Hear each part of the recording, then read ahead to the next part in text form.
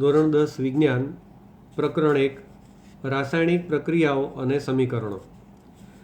આ ચેપ્ટર શરૂ કરતાં પહેલાં આપણે રોજબરોજના જીવનમાં જોવા મળતી કેટલીક ઘટનાઓનો પહેલાં આપણે અભ્યાસ કરીએ અને ત્યાર પછી આપણે રાસાયણિક પ્રક્રિયાઓ વિશે વાત કરીશું. બરાબર? તો સૌથી પહેલાં આપણે એક ઘટનાથી બધા પરિચિત છીએ કે ઉનાળામાં ઓરડાના તાપમાને દૂધને ખુલ્લું રાખવામાં આવે. ઓરડાના તાપમાને એટલે નોર્મલ જે વાતાવરણનું જે તાપમાન છે એવું તાપમાન એવું સમજવાનું. ઓરડાના તાપમાને એટલે એના માટે કોઈ સ્પેસિફિકેશન નથી, પણ જનરલ જે તાપમાન છે, જે વાતાવરણનું તાપમાન છે, એ તાપમાન પ્રમાણે દૂધને ખુલ્લું રાખવામાં આવે તો શું ફેરફાર જોવા મળે છે? એ જે પ્રક્રિયા છે તો આપણે બધા જાણીએ છીએ કે દૂધને લાંબો સમય ખુલ્લું રાખો તો દૂધ ફાટી જાય. બરાબર?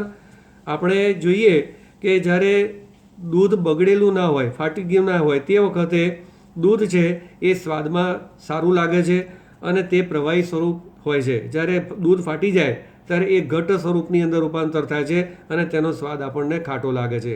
એટલે કે એની પ્રકૃતિમાં શું થાય છે? ફેરફાર થાય છે. એ જ રીતે લોખંડમાંથી બનાવેલી ઘણી બધી ચીજ વસ્તુઓ જેમ કે તવા છે, તપેલા છે, ખીલ્લા છે, આ બધાને ભેજવાળા વાતાવરણમાં ખુલ્લા રાખવામાં આવે તો તેની ઉપર કાટ લાગે છે, છીકણી રંગનો. બરાબર? તપકીરિયા કેસરી રંગનો કાટ લાગે છે. તો મૂળ જે સ્વરૂપ છે એનો જે રંગ છે, એની ચળકતી જે સપાટી પોલિશ કરેલી હોય એ સપાટી ઝાંખી પડે છે અને તેની ઉપર ડાઘા પડે છે કેસરી કે પીળા રંગના. તો આ એની પ્રકૃતિમાં ફેરફાર થયો.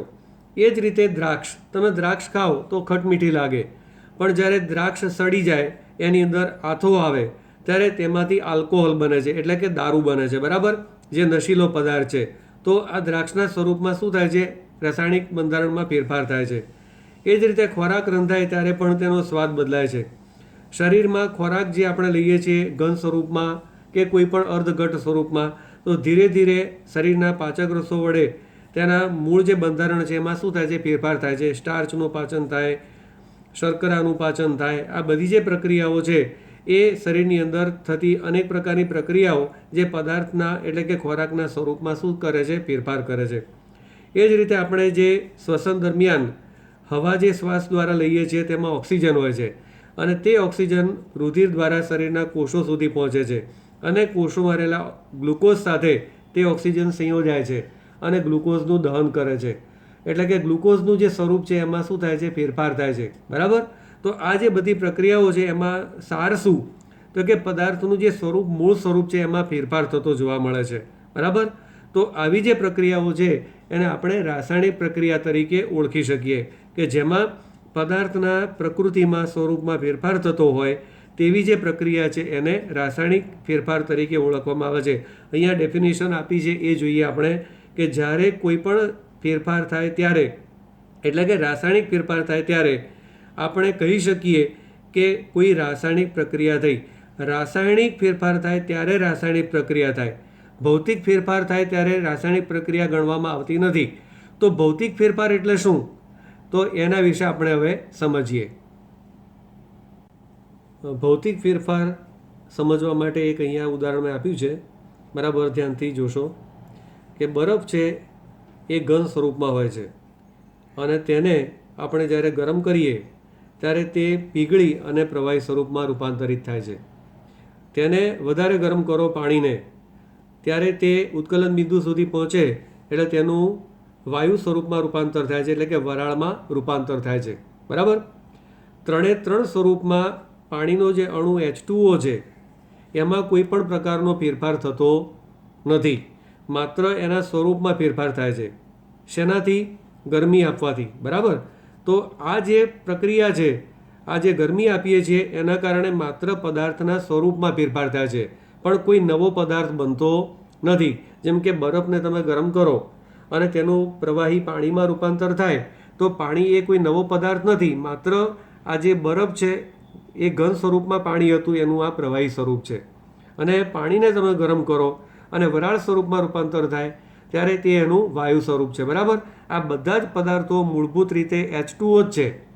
એની અંદર કોઈ પણ ગુણધર્મમાં ફેરફાર થતો નથી, માત્ર શેમાં ફેરફાર થાય છે? સ્વરૂપમાં. એ જ રીતે વરાળને તમે ઠંડી પાડો 0 ડિગ્રી સુધી તો ધીરે ધીરે એ વરાળ જે છે જેમ જેમ ઠંડુ પાડતા જાઓ જ્યારે 0 ડિગ્રી થઈ જાય ત્યારે બરફ બની જશે, પણ જેમ જેમ તાપમાન એનું ઘટતું જાય તેમ તેમ તે પ્રવાહી સ્વરૂપમાં ફેરવાતી જાય વરાળ, અને એ પાણીમાં રૂપાંતરિત થતી જાય. અને પાણીને તમે ઠંડુ કરો 0 ડિગ્રી સુધી તો એ કયા સ્વરૂપમાં ફેરફાર થાય છે? બરફની અંદર, બરાબર, ઘન સ્વરૂપમાં. તો આ રીતે ભૌતિક ફેરફાર દરમિયાન કોઈ નવો પદાર્થ બનતો નથી, નવા ગુણધર્મવાળો કોઈ જ પદાર્થ બનતો નથી, માત્ર પદાર્થના સ્વરૂપમાં ફેરફાર થાય. આવા ઘણા બધા ફેરફારો છે કે જેમાં માત્ર પદાર્થના રંગમાં ફેરફાર થઈ શકે, પદાર્થના આકારમાં ફેરફાર થાય, પદાર્થના કદમાં ફેરફાર થાય, પણ કોઈ નવો પદાર્થ ન બનતો હોય. તો આવો જે ફેરફાર છે તેને ભૌતિક ફેરફાર કહેવાય. જ્યારે ગુણધર્મ બદલાય ત્યારે તે પદાર્થની અંદર રાસાયણિક ફેરફાર થયો છે તેમ કહેવામાં આવે છે. તો હવે સવાલ એ છે કે આપણને કેવી રીતે ખબર પડે કે જાણી શકીએ કે રાસાયણિક પ્રક્રિયા થઈ છે? તો એ સમજવા માટે અહીંયા એક સાદો પ્રયોગ આપ્યો છે. પહેલાં તો પ્રયોગમાં કઈ કઈ વસ્તુઓનો ઉપયોગ કર્યો છે આપણે જોઈ લઈએ. તો એક ચીપિયો છે, મેગ્નેશિયમ ધાતુની પટ્ટી છે 3 થી 4 સેન્ટીમીટર લંબાઈવાળી. પછી એક બર્નર છે કે જેના વડે આપણે મેગ્નેશિયમની પટ્ટીને ગરમ કરવાની છે. અને ત્યાર પછી છે વોચ ગ્લાસ, બરાબર. વોચ ગ્લાસ એટલે જેની અંદર આની પ્રક્રિયાને અંતે ઉત્પન્ન થયેલો પદાર્થ જેમાં એકઠો કરવાનો છે, બરાબર. તો આ પ્રયોગને કરતી વખતે સૌથી પહેલાં તો શિક્ષકની હાજરી વગર આ પ્રયોગ કરવો નહીં, બરાબર. કારણ કે આ પ્રક્રિયા દરમિયાન જે ફેરફારો થવાના છે એ ફેરફારો આપણી આંખોને નુકસાનકારક હોઈ શકે એવા પ્રકારના છે, માટે તમને સાવચેતી રૂપે શિક્ષકની હાજરી વગર આ પ્રયોગ કરવાનો નથી, બરાબર. તો પ્રયોગ કેવી રીતે કરવાનો છે? તો સૌથી પહેલાં તો મેગ્નેશિયમની 3 થી 4 સેન્ટીમીટર લાંબી પટ્ટી લેવાની છે, બરાબર. તેને કાચ પેપરથી ઘસી દેવાની, એટલા માટે કે જ્યારે બહુ જ લાંબા સમય સુધી એ પટ્ટી પડી રહી હોય તો એની ઉપર કાટ લાગ્યો હોય, ક્ષાર થઈ ગયા હોય, એટલે પ્રક્રિયા બહુ સારી રીતે થઈ ના શકે. માટે એ પ્રક્રિયા સારી રીતે થાય તે માટે કાચ પેપરથી એને બરાબર ઘસી દેવાની, એની સપાટી ખુલ્લી થાય, બરાબર. હવે એને ચીપિયા વડે પકડી અને બર્નર ઉપર એ પટ્ટીને ગરમ કરવાની છે. આ વખતે ચશ્મા પહેરવા વધુ હિતાવહ છે, જેથી આના પ્રક્રિયા દરમિયાન ઉત્પન્ન થતો જે તેજસ્વી પ્રકાશ છે એનાથી આંખોને નુકસાન ના થાય, બરાબર.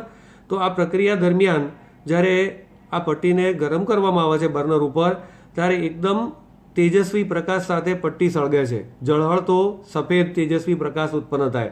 અને પ્રક્રિયાના અંતે સફેદ રંગની જે રાખ ઉત્પન્ન થાય છે એને બાષ્પ વાટકીની અંદર એકત્ર કરવામાં આવે છે, બરાબર.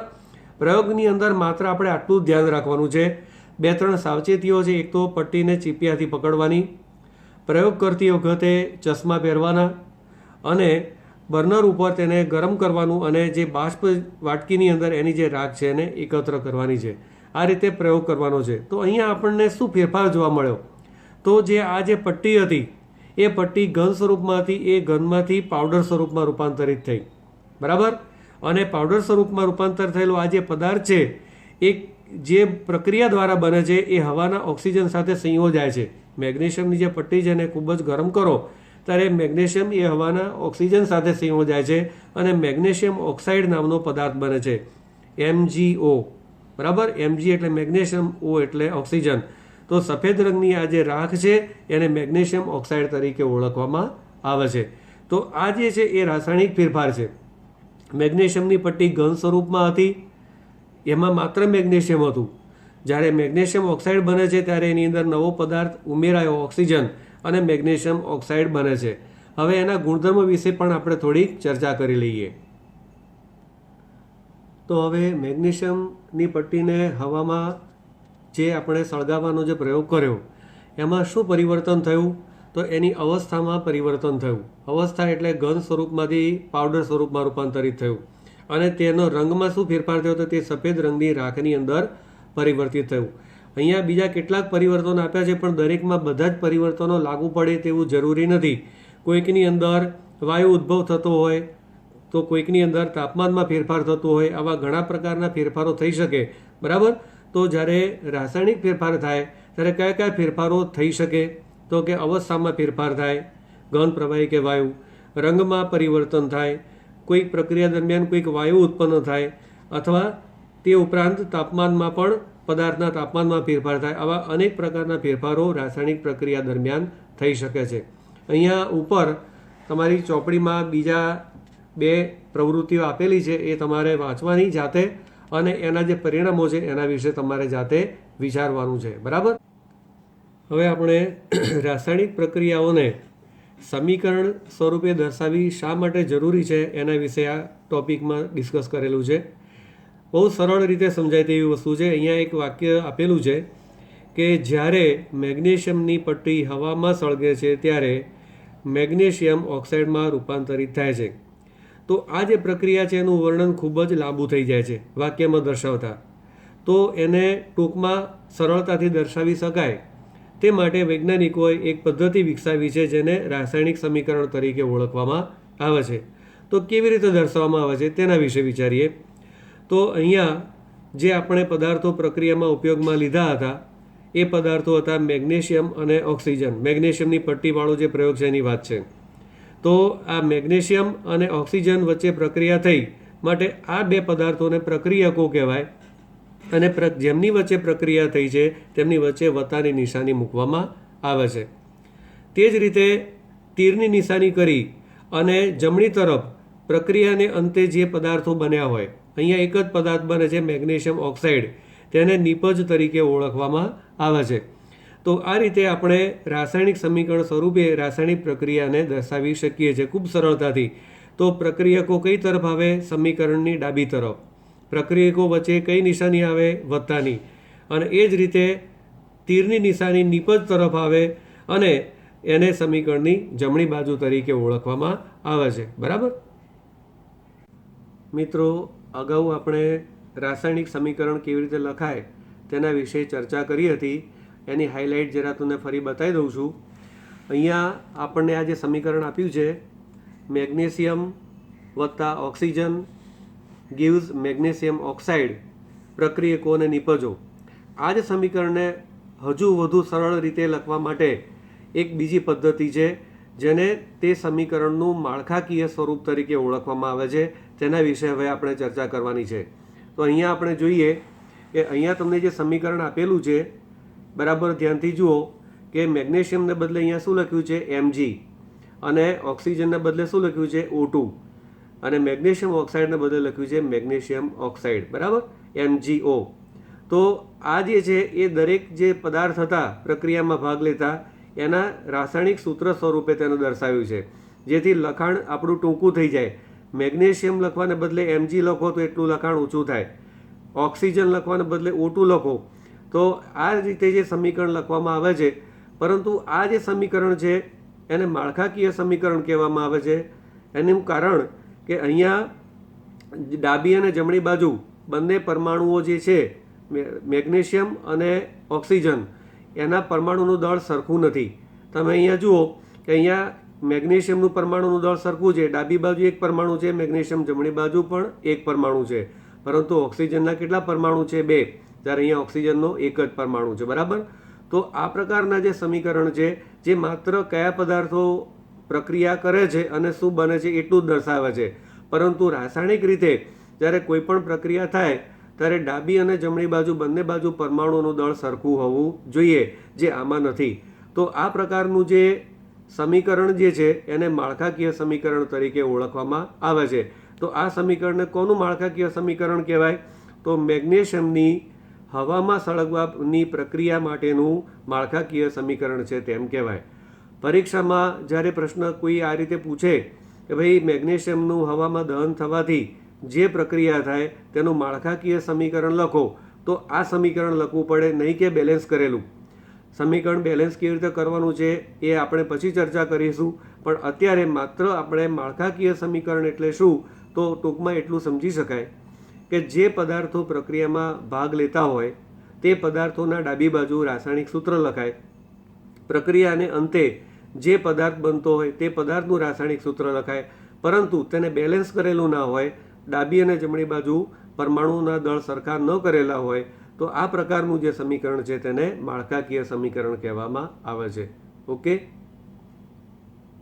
ઘણી વખત આપણા મનમાં એક એવી ગેરસમજ ઊભી થાય કે માળખાકીય સમીકરણ હોય એ હંમેશા બેલેન્સ ન કરેલું હોય તેવું જ સમીકરણ હોય તેવું નથી. એ સમજાવવા માટે એક ઉદાહરણ આપું છું. સોડિયમ અને ક્લોરિન આ બંને તત્વો વચ્ચે પ્રક્રિયા થાય ત્યારે સોડિયમ ક્લોરાઇડ બને છે NaCl. તો આ ઓટોમેટિકલી માળખાકીય સમીકરણ પણ થશે અને સંતુલિત થયેલું સમીકરણ પણ થશે. બરાબર? આ કે આની અંદર સોડિયમ ડાબી બાજુ એક છે, જમણી બાજુ પણ એક છે, ક્લોરિન ડાબી બાજુ એક છે, જમણી બાજુ પણ ક્લોરિન એક છે. તો એવું મનમાં ગેરસમજ ન ઊભી થવી જોઈએ કે માળખાકીય સમીકરણ એટલે અસંતુલિત જ. જેની અંદર બેલેન્સ ન કરેલું હોય તેવું સમીકરણ માળખાકીય સમીકરણ કહેવાય. પણ નેચરલી બંને બાજુ પરમાણુઓની સંખ્યા સરખી હોય તો એવા સમીકરણને પણ માળખાકીય સમીકરણ કહેવાય. બરાબર? અગાઉ આપણે માળખાકીય સમીકરણ વિશે ચર્ચા કરી છે.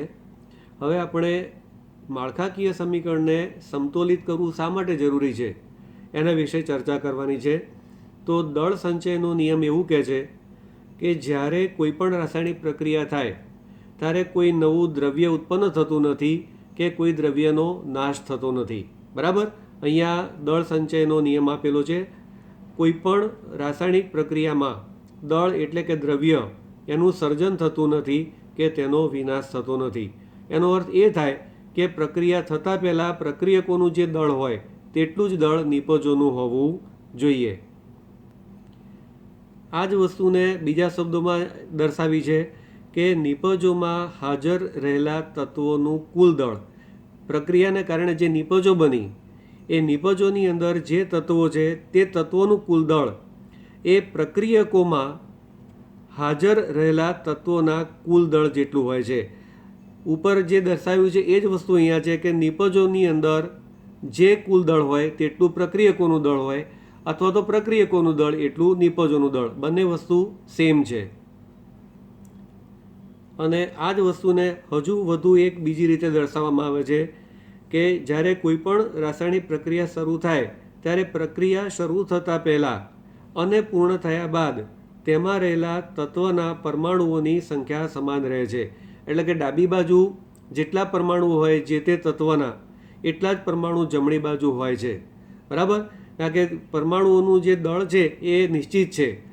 એક જ તત્વનો પરમાણુ ડાબી બાજુ હોય અને જમણી બાજુ હોય તો બંને બાજુ એના દળની અંદર કોઈ પણ પ્રકારનો ફેરફાર થતો નથી. એટલે કે દળ સમાન લખો અથવા તો પરમાણુઓની સંખ્યા સમાન લખો, આ બંને વસ્તુ સેમ છે. તો આ રીતે કોઈ પણ માળખાકીય સમીકરણ છે એને રાસાયણિક રીતે સાચું બનાવવા માટે તેને સમતોલિત કરવું જરૂરી છે. હવે આપણે રાસાયણિક સમીકરણને તબક્કાવાર સમતોલિત કેવી રીતે કરી શકાય તેના વિશે આપણે અભ્યાસ કરવાનો છે. તો અહીંયા તમને એક રાસાયણિક પ્રક્રિયાનું સમીકરણ આપેલું છે.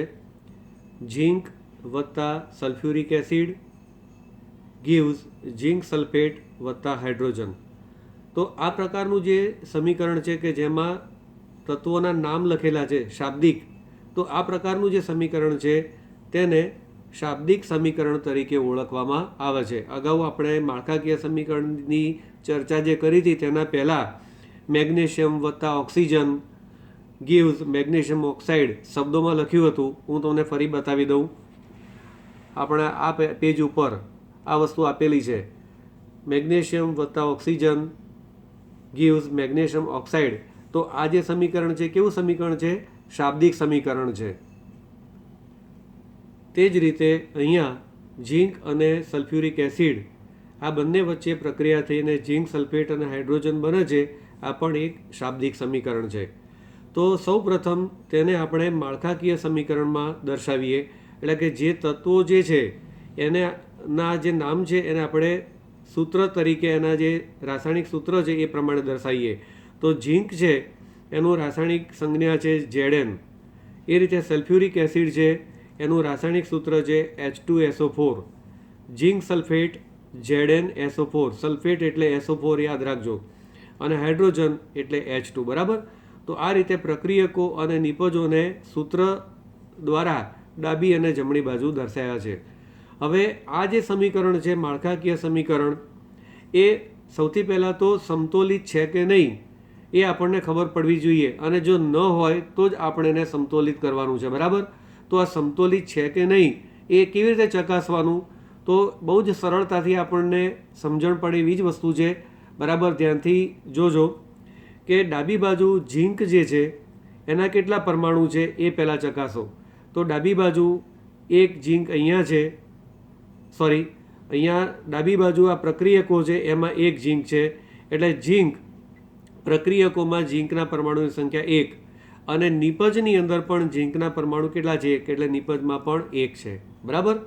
એ જ રીતે હાઇડ્રોજન, તો હાઇડ્રોજન કેટલા છે? 2. પ્રક્રિયકોમાં તો H2 છે, અને નિપજોમાં પણ H કેટલા છે? 2 છે. બરાબર? તે જ રીતે હવે આપણે સલ્ફરની વાત કરીએ, તો સલ્ફર ડાબી બાજુ પ્રક્રિયકોમાં 1 છે, તો જમણી બાજુ પણ સલ્ફર 1 છે. બરાબર? અને એ જ રીતે ઓક્સિજન 4 છે, તો નિપજોમાં પણ ઓક્સિજન 4 છે, પ્રક્રિયકોમાં પણ 4 અને નિપજોમાં પણ 4.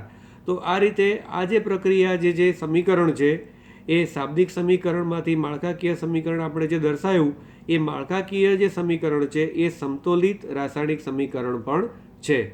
બરાબર? તો આપણે બહુ જ સરળ તબક્કાઓમાં જોયું કે શાબ્દિક સમીકરણ, ત્યાર પછી એને તેના જે રાસાયણિક સૂત્રો છે તેના દ્વારા દર્શાવો, એ માળખાકીય સમીકરણ બને, અને ત્યાર પછી ડાબી અને જમણી બાજુ પરમાણુઓની જે સંખ્યા છે એ સમાન છે કે નહીં એ ચકાસી લો, તો તેની ઉપરથી આપણને સ્પષ્ટ ખ્યાલ આવે કે તે સમીકરણ સમતોલિત છે કે નહીં. હવે આપણે એવા સમીકરણ વિશે ભણીશું કે જે સમતોલિત ન હોય, તો તેવા સમીકરણને સમતોલિત કેવી રીતે કરી શકાય તેના વિશે આપણે અભ્યાસ કરીશું. હવે આપણે સમતોલિત ન હોય તેવા રાસાયણિક સમીકરણનું સમતોલિત સમીકરણમાં રૂપાંતર કરવાની પદ્ધતિ વિશે અભ્યાસ કરવાનો છે. હવે આ સમતોલિત નથી તો આ જે સમીકરણ છે એને માળખાકીય સમીકરણ કહેવાય, જે અગાઉ આપણે ભણી ચૂક્યા છીએ. બરાબર? તો સૌથી પહેલાં આ જે સમીકરણ તમને આપેલું છે એ સમતોલિત છે કે નહીં એ સૌથી પહેલાં આપણે ચેક કરવું પડે. બરાબર? તો એ ચેક કરવા માટે શું કરવું પડે, તો આગળ દ્રવ્ય સંચયનો જે નિયમ છે તેનો ઉપયોગ કરીને બંને બાજુ પરમાણુઓની સંખ્યા સમાન છે કે નહીં, તેનું દળ સમાન છે કે નહીં, પરમાણુની સંખ્યા બોલો કે દળ સમાન છે કે નહીં, બંને એક જ વસ્તુ છે, તે આપણે ચેક કરવું પડે. બરાબર? તો આપણે સૌથી પહેલાં ડાબી અને જમણી બાજુ કયા કયા તત્વના પરમાણુઓ છે તે જોઈશું, અને ડાબી અને જમણી બાજુ તે પરમાણુઓની સંખ્યા સમાન છે કે નહીં તે જોઈશું. બરાબર? તો અહીંયા 3 પ્રકારના પરમાણુઓ છે. એક Fe આયનનો, બીજો છે હાઇડ્રોજન, અને ત્રીજો પરમાણુ છે ઓક્સિજન. એટલી આપણને ચોક્કસ ખબર છે કે ડાબી બાજુ જે પરમાણુઓ હોય એ જ પરમાણુઓ જમણી બાજુ હોય, એ સિવાય કોઈ નવો પરમાણુ ના હોઈ શકે. કારણ કે કોઈ પણ રાસાયણિક પ્રક્રિયા થાય ત્યારે કોઈ નવું દ્રવ્ય કે નવો કોઈ પદાર્થ ઉત્પન્ન થતો નથી. પદાર્થ મતલબ કે આ જે 3 તત્વો છે એ સિવાયનું કોઈ તત્વ આમાં આવતું નથી. બરાબર?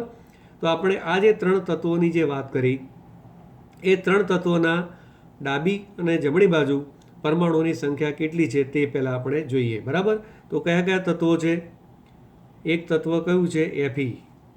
બીજું તત્વ છે હાઇડ્રોજન, અને ત્રીજું તત્વ છે ઓક્સિજન. હવે આપણે જોઈએ કે આ જે આટલો જે એરોની ડાબી બાજુનો જે ભાગ છે તેમાં Feના કેટલા પરમાણુ છે? એક જ વખત Fe છે, એટલે ડાબી બાજુ Feના પરમાણુની સંખ્યા, ડાબા પસમ એટલે કે ડાબી બાજુના પરમાણુઓની સંખ્યા, અને Feના જમણી બાજુના પરમાણુની સંખ્યા તેવું સમજવું. ટૂંકમાં લખ્યું છે. જમણી બાજુ Feના કેટલા પરમાણુ છે? 3. તો અહીંયા આપણે લખ્યું 3. બરાબર? ત્યાર પછી હાઇડ્રોજનના પરમાણુ ડાબી બાજુ કેટલા છે? તો હાઇડ્રોજન કેટલા છે? 2. જમણી બાજુ પણ 2, એટલે અહીંયા 2 લખ્યા, જમણી બાજુ પણ 2. હવે ઓક્સિજનના પરમાણુ જોઈએ, તો જમણી બાજુ ઓક્સિજનના કેટલા પરમાણુ છે? આગળ જે સંખ્યા લખી છે એ નહીં દેખવાની, ઓક્સિજનની નીચે જે જમણી બાજુ નીચે લખેલું હોય એ એના પરમાણુની સંખ્યા કહેવાય. બરાબર? તો અહીંયા ઓક્સિજન એક જ છે. હા, આગળ ધારો કે અહીંયા 3 લખ્યું હોય, ધારો કે H2O છે એની આગળ અહીંયા 3 લખેલું હોય, તો હાઇડ્રોજનના પરમાણુની સંખ્યા 3 દુ 6 થાય, અને ઓક્સિજન છે એ કેટલા થશે? 3 થશે. બરાબર? તો તો હવે આપણે ઓક્સિજનના પરમાણુની સંખ્યા જોઈએ તો ઓક્સિજનના પરમાણુ ડાબી બાજુ કેટલા છે 1 અને જમણી બાજુ ઓક્સિજનના પરમાણુ કેટલા છે 4. બરાબર. તો આ કોષ્ટક ઉપરથી આપણને સ્પષ્ટ દેખાય છે કે હાઇડ્રોજનના પરમાણુની સંખ્યા બંને બાજુ સમાન છે, પરંતુ Fe અને O તેના પરમાણુની સંખ્યા બંને બાજુ સમાન નથી. આનો અર્થ એ થયો કે આ જે સમીકરણ છે એ સમતોલિત નથી. તો એને સમતોલિત કરવા માટે આપણે શરૂઆત ક્યાંથી કરવી? એના માટે એક સામાન્ય નિયમ છે કે જે સંયોજનમાં સૌથી વધારે પરમાણુ હોય ત્યાંથી સમતોલન કરવાની શરૂઆત કરવી. તો અહીંયા જુઓ કે સૌથી વધારે પરમાણુવાળું કયું છે? Fe3O4. બરાબર. તેમાં પરમાણુની સંખ્યા સૌથી વધારે છે અને તેમાં પણ ઓક્સિજન જે પરમાણુ છે એના પરમાણુની સંખ્યા સૌથી વધારે છે. માટે સમીકરણને સમતોલન કરવા માટે આપણે શરૂઆત Fe3O4ના અણુથી કરીશું. બરાબર. તો એમાં જે ઓક્સિજનનો પરમાણુ છે એના પરમાણુની સંખ્યા કેટલી છે? 4 અને ડાબી બાજુ ઓક્સિજનના પરમાણુની સંખ્યા 1 છે. તો ડાબી બાજુ પણ ઓક્સિજનના પરમાણુની સંખ્યા 4 કરવી હોય તો આપણે H2Oને 4 વડે ગુણવા પડે. બરાબર. તો તમે H2Oને 4 વડે ગુણો તો નવું સમીકરણ કેવી રીતે બને તે હું નીચે પ્રમાણે લખું છું. બરાબર. તો અહીંયા આપણે લખીએ Fe plus 4H2O gives Fe3O4 plus H2. બરાબર.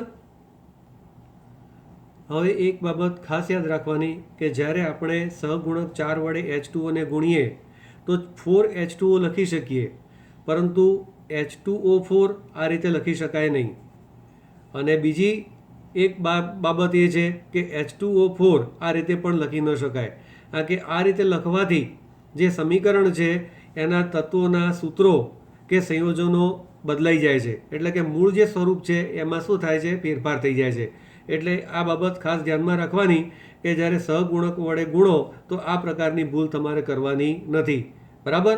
કારણ કે અહીંયા આ બે વસ્તુ ઉપર તમારે ખાસ ધ્યાન રાખવાનું. સહગુણક માત્ર આગળ લખાય, બીજી કોઈ જગ્યાએ અહીંયા કે અહીંયા તમે સહગુણક લખી શકતા નથી.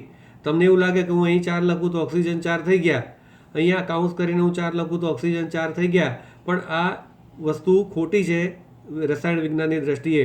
એટલે આ બાબત તમારે ખાસ ધ્યાનમાં રાખવાની. અહીંયા તમને આ જે બાબતની મેં સમજૂતી આપી એને સમીકરણ સમતોલિત કરવા સાથે કોઈ લેવા દેવા નથી, પણ ખોટી પદ્ધતિ તમે એપ્લાય ના કરો તે માટે આ જાણકારી તમને આપેલી છે. બરાબર.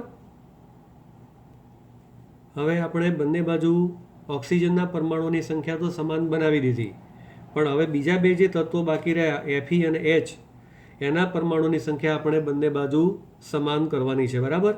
તો સૌ પ્રથમ આપણે Hના પરમાણુઓની જે સંખ્યા છે એને સમાન કરવા માટે પ્રયત્ન કરીએ. તો ફરીથી આપણે આ જે સંતુલિત સમીકરણ જે અંશતઃ સંતુલિત સમીકરણ કહેવાય, આને અંશતઃ સંતુલિત અથવા તો સમતુલિત સમીકરણ.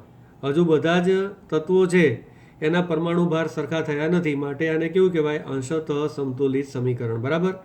તો હવે આપણે ડાબી બાજુ હાઇડ્રોજનના પરમાણુ કેટલા છે તે જુઓ.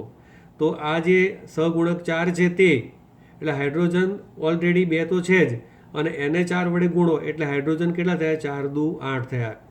જ્યારે જમણી બાજુ કેટલા હાઇડ્રોજન છે? 2. તો ડાબી બાજુ 8 અને જમણી બાજુ 2 એટલે આ હજુ અસંતુલિત છે. તો એને સંતુલિત કરવા માટે 2ને કેટલા વડે ગુણો તો 8 આવે? 4 વડે. તો H2ને આપણે 4 વડે જમણી બાજુ ગુણીશું તો નવું સમીકરણ નીચે પ્રમાણે થાય. Fe plus 4H2O gives Fe3O4 plus 4H2.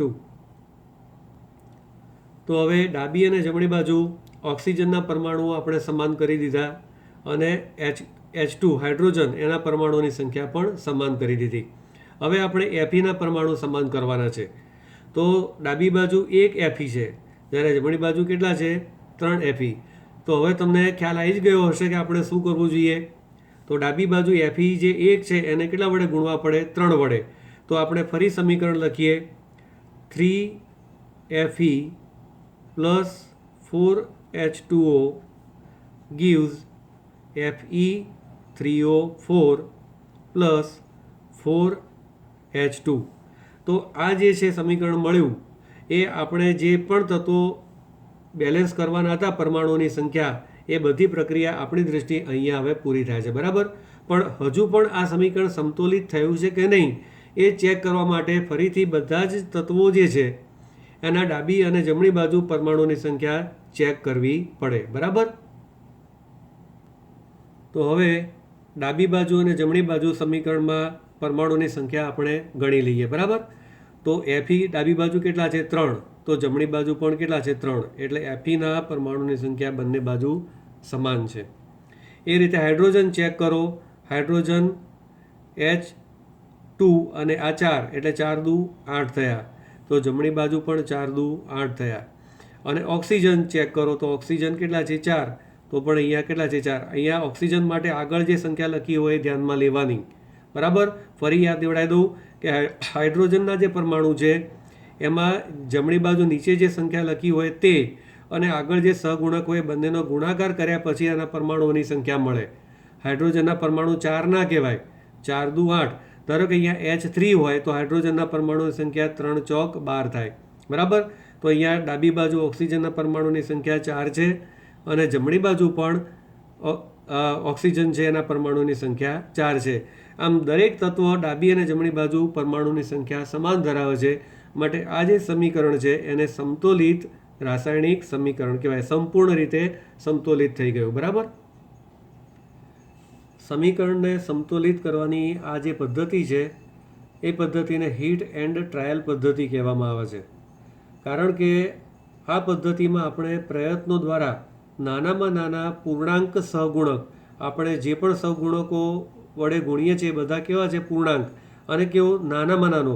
બીજી મોટી સંખ્યાઓ વડે ગુણીને પણ આને આપણે સમતોલિત કરી શકીએ છીએ. પણ આપણે નાનામાં નાના પૂર્ણાંક સહગુણક વડે સમીકરણને સમતોલિત કરવા માટે પ્રયત્ન કરીએ છીએ. માટે આ જે પદ્ધતિ છે એને હીટ એન્ડ ટ્રાયલ પદ્ધતિ કહે છે. 1 માર્કના પ્રશ્નમાં આ પૂછાઈ શકે. બરાબર.